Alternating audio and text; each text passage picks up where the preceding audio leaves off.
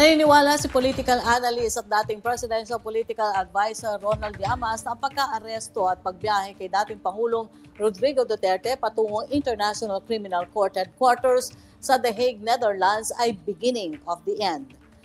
Tatama ito hindi lang umano sa buong angka ng mga Duterte kundi maging sa lahat ng kaalyado at kakampi ng arestadong dating Pangulo ayon kay Llamas. Tatamaan lahat ng mga kamag-anak at kaalyado ni Duterte.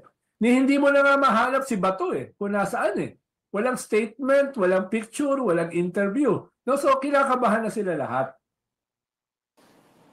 Hinimay din ng naturang political analyst ang mga pangyayari kahapon, Marso 11, nang isilbi sa dating Pangulo ng mga tauhan ng PNP-CIDG ang arrest order na idinaan sa red notice ng International Police o Interpol. Ayon kay Llamas, nasunod umano ang plano bagamat may isinahog na diversionary tactic sa mga otoridad nang ilutang na sa Camp Crame dadalhin si Duterte.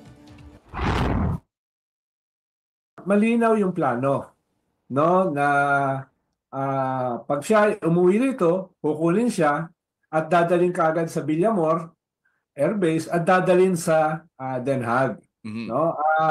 Although naglabas sila ng diversionary tactic na dadalhin siya sa Crame.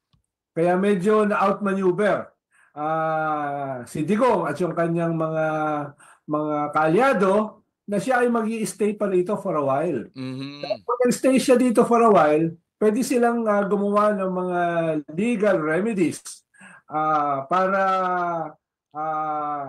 siya ay wag hulihin. No? At hindi lang yon, pwede silang maghanda o gumawa ng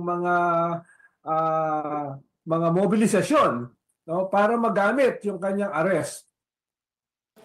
Sa pag-analisa ni Llamas, nagkamali umano ng tansya si Duterte para kasi sa nasabing political analyst, pinakalohikal na desisyon ay pumirmi muna sa Hong Kong sa ilalim ng proteksyon ng China habang rumiremedyong legal ang kanyang mga galamay at habang inihahanda ang mobilisasyon ng kanyang umano'y DDS force.